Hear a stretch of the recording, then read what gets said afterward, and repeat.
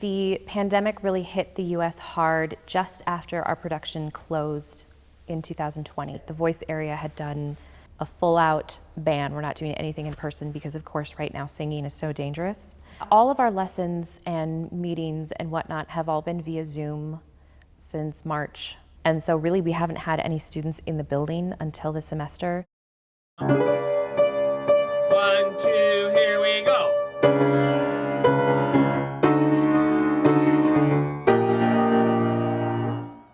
Good. Sing ride with a bright ah. 1, 2, 3, 4.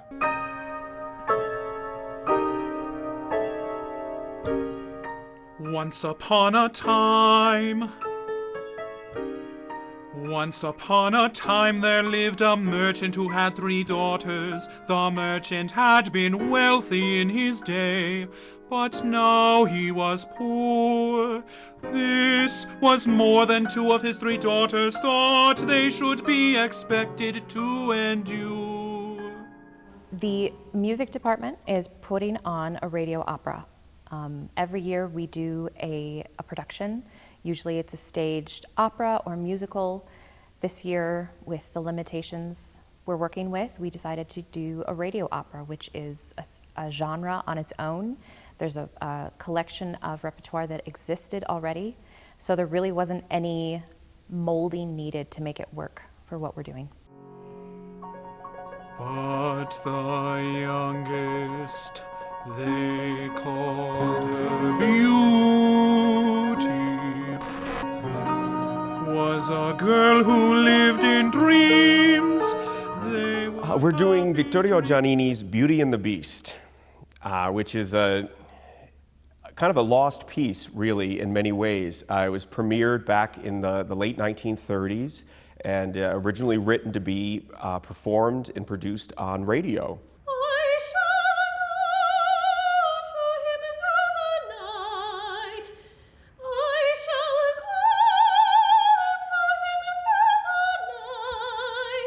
Dr. Sherwood is the first one to suggest a radio opera, and I loved the idea immediately because it didn't involve us taking a piece of music and making it work on Zoom or making it work on film or distanced. It was always meant to be this way. Who knocks at the door of the castle of the beast? It is Beauty. Beauty's at the door. Master, speak your command. Open wide the door for Beauty. I shall greet her at the threshold. This production is about the timeless tale of Beauty and the Beast. It's a little bit different than the version that we might all be familiar with. But Beauty is with her father and her sisters and is dreaming of her love. And her father is trying to find some riches for their family and gets lost in a storm in the forest and stumbles upon the Beast's castle and ends up taking a rose for Beauty. And the Beast is not happy with the father for doing that. And so he demands that he bring Beauty back to him to be his bride. And from there, the Beast and Beauty have kind of a tumultuous relationship until Beauty hopefully can break the spell for him at the end. And yet, I cannot be your bride. I'm Cameron Coulson and I play the Beast. For long ago it was decreed that I must be a man with the face of a beast and the heart of a man. The music is really challenging. I'd say the music is surprisingly challenging, and to be working on the music in a virtual setting without having rehearsals so much live as much as we're used to. We are doing live rehearsals now via a sound jack system, which allows us to collaborate live, but we're still in separate rooms and socially distanced, which is nice. It's just odd.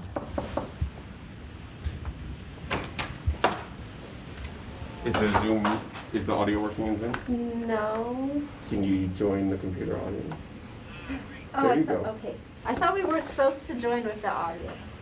You need to join with the audio, and then we'll lead the audio. Okay. Is that the same thing? Yep, thanks, boss. So many more moving parts, right? You have to make sure your audio settings are correct. You have to make sure your Zoom settings are correct. You'll have to unmute yourself, yeah.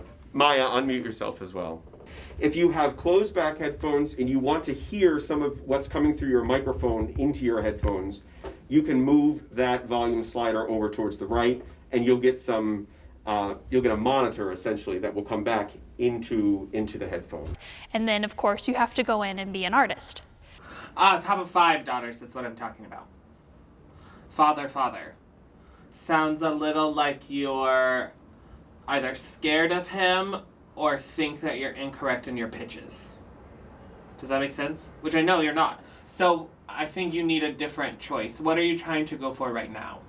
That's probably the biggest challenge of finding that balance and staying mentally in that place of, I'm an artist, I'm here to sing.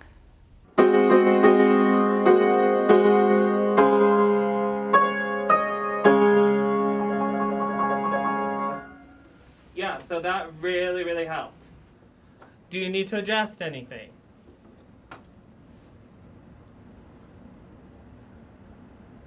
In your sound? No? Can you hear yourself and others and the piano? Do you need more piano? Let's try with this. Here we go, same thing. 1, 2, 3.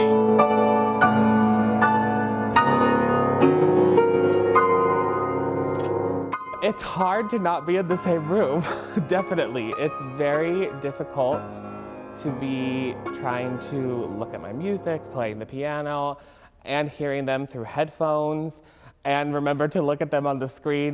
There's a lot of different components where otherwise they might be around the piano while I'm playing for them or something, and they kind of can feel and feed off of the energy and the body language in a more real way. So I think that distance was something that we all had to get used to for a little bit, but I think we've managed to figure out how to handle that a little bit better now. Because we have limited number of rooms in the building that have this equipment, we have to sort of space out who uses them. So we have 8 cast members total, plus our pianist maestro, Dr. Gallagher. So essentially that means that we can only have 7 of those rooms in use at any given time. So that means that we can't have the whole cast here at the same time. So our sisters have left rehearsal, and in substitution, Taylor, who plays voices 1 and 3, is here. So we do sort of snippets of the opera. We're never going to really be able to run the entire opera as a whole. Yeah. Which, I mean, there's a benefit of it being a radio opera and that we're recording, so we can press pause and get a new shift in. So next week when we're recording, we're not going to be using these rooms. We're going to be using larger rooms, which will open up our scheduling a little bit. But yeah, scheduling has definitely been a puzzle. What you were hearing, I was hearing the popping too. That's our connection in soundcheck, all right? And that's somewhat unavoidable. The only way that we can make that go away is to raise the jitter buffer setting, which is going to give us a slower connection. And that's something we might play with if the popping becomes, obscene. But we'll wait and see if that becomes a real problem. It's weird having to interact with like a screen. It's like you don't feel that other person's energy there. So you got to make sure that you have to bring it like 10 times more, because if you don't bring it out, like people might get bored listening. I beg you, let your eyes look into mine. I shall not be your master, beauty. I shall be your slave. I think that it's easy to let some of the traditions of theater slip away with the introduction of technology, in the sense that you don't have an audience to feed off of. And so trying to remember that you still do that. It really should all be the same. And so just remembering that and trying to bring the same energy. And the other super different part is that you get multiple takes of sections instead of being there for the entire thing and having all of the context to work off of. This will be A4, inside A4, a patch starting at 2 bars before 49. We're rolling. Making sure that each of the artists has thought through a motivation of why their character is doing something.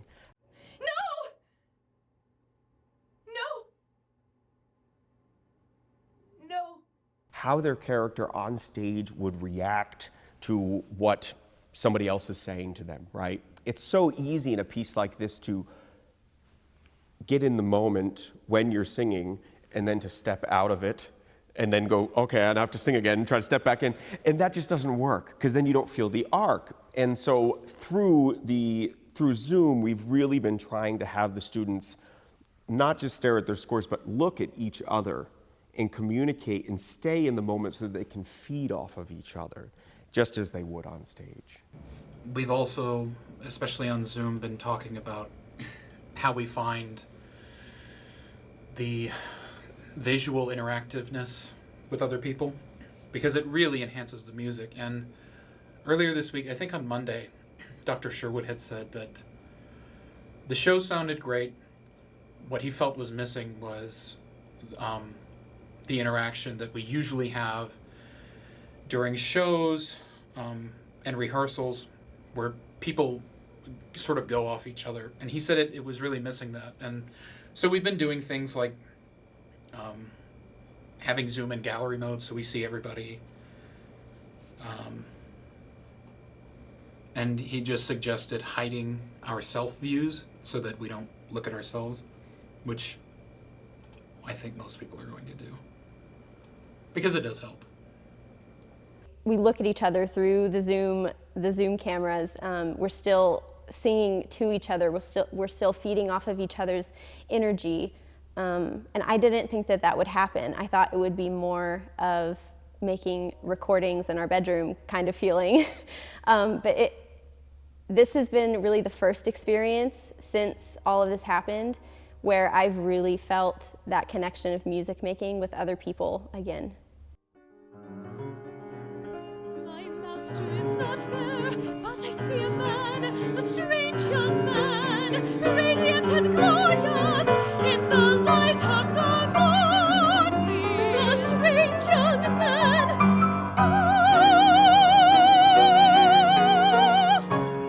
It is high beauty, the beast no longer, but ever your love.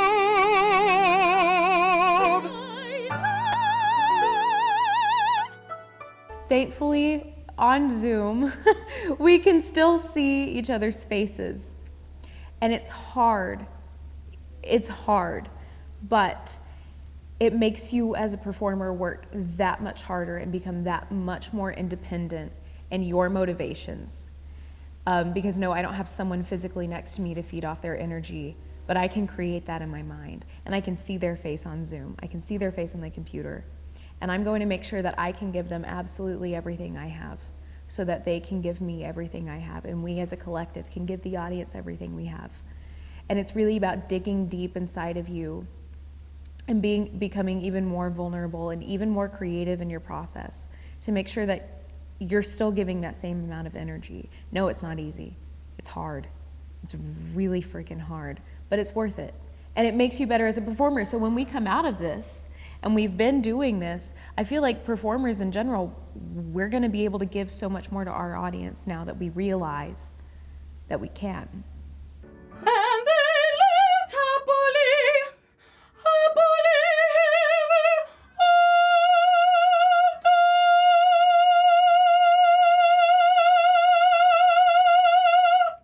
We're creative people and we adapt and we figure out how do we keep this going. And I think that's the amazing thing of this, is to see just how many different creative people have found new and exciting ways that are going to carry on through the future. Yeah.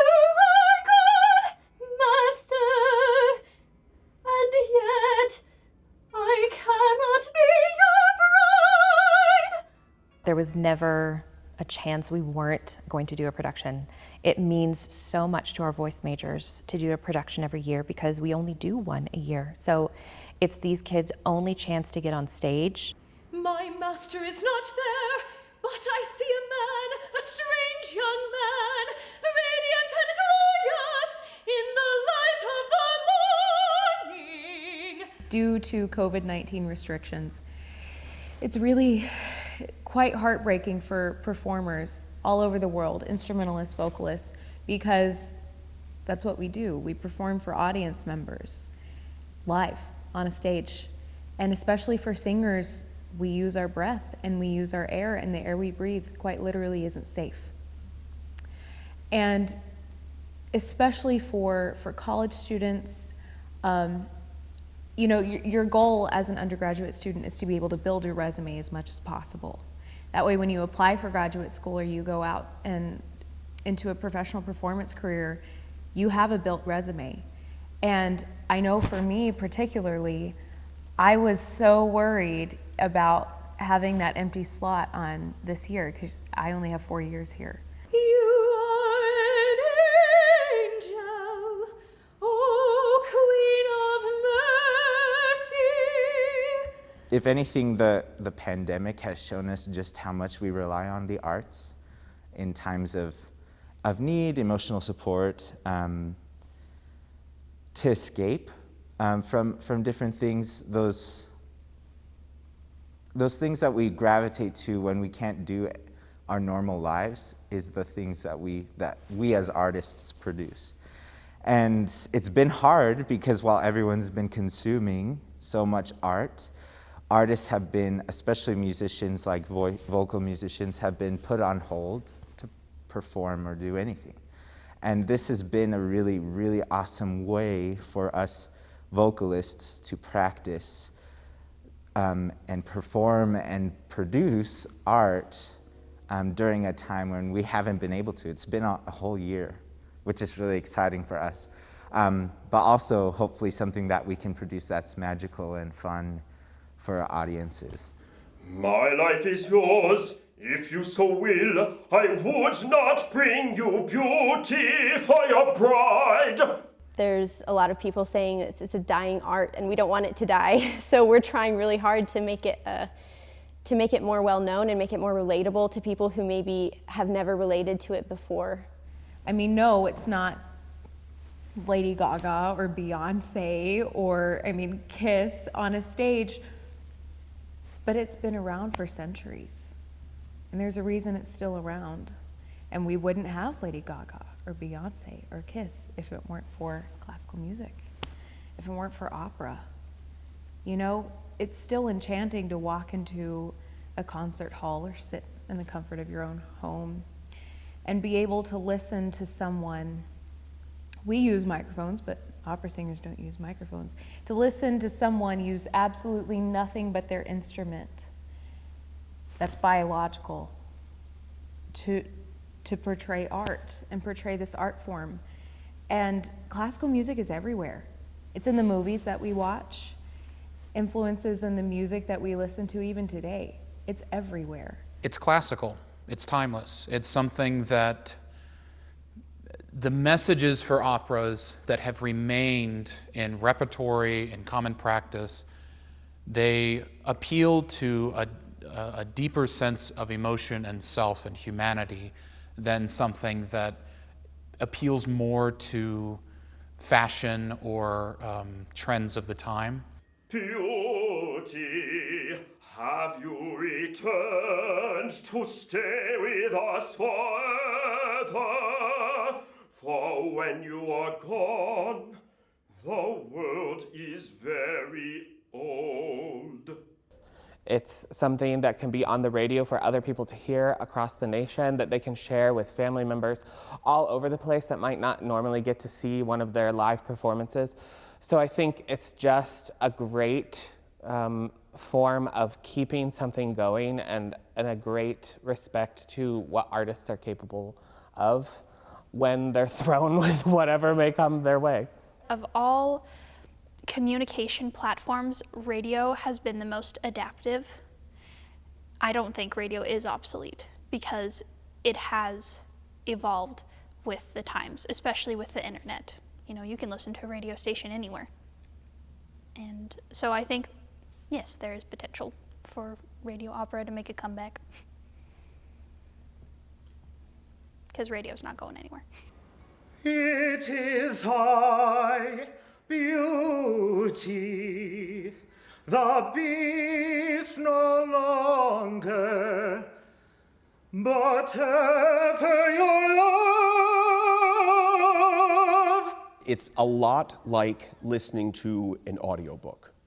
Somewhere in the countryside, stumbling upon a great castle, the father decides to ask the castle gardener for directions to the city. I think that audiobooks right now are really quite popular, and people listen to them all the time, maybe even more so than actually picking up an old book of, paper and binding. When you're listening to an audiobook, you have the actor helping you, but then you also have the freedom to create the images in your mind with your imagination, right? And I think that that's what people are going to hopefully have when they listen to our recording of this production, that they're going to have the lush music of Giannini, the artistry of these young artists who are going to bring, young artists always bring an energy that is just completely unique, right? That you can't, once you're old and jaded, right? You just can't recreate that enthusiasm that they have, which is so contagious, really. And so you'll have that coming across the radio waves, and then you'll have the artistry of the recording engineer, of Neil, and what he puts into the final product through the editing process. And then, of course, the imagination of the listener can bring that all together in really whatever format they want to, right? That's the freedom of something like this. We'll find the lover in my dream. So I think that the technology is going to continue to be helpful, but I'm wondering if post-pandemic, if we can say post-pandemic, if that ever really ends, I think there's going to be a huge renaissance of the arts because we are starving for them. We've all been glued to Netflix over the last year because we need some creativity in our life, some joy. And so I think once this is over, both the artists and the audiences are going to be very ready for more. It's just going to be a flourish of arts.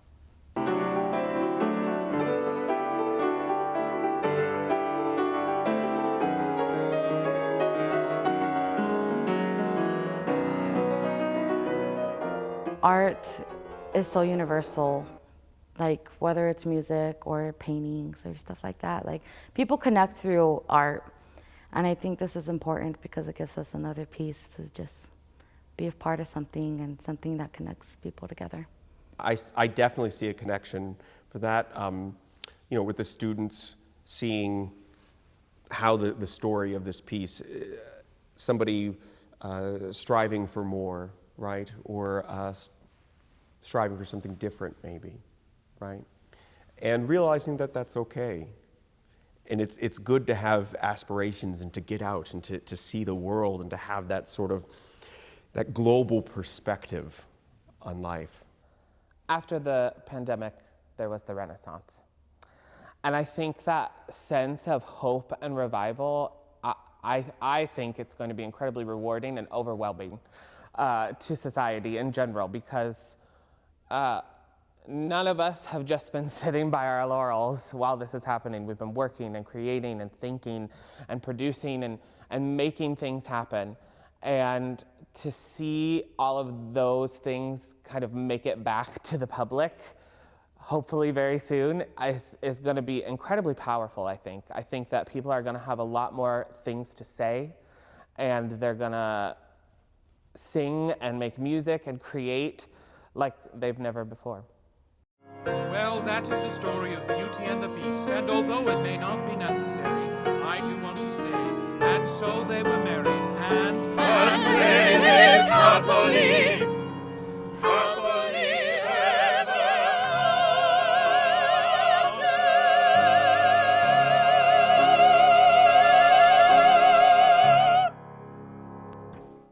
we go. Feel better? All that I am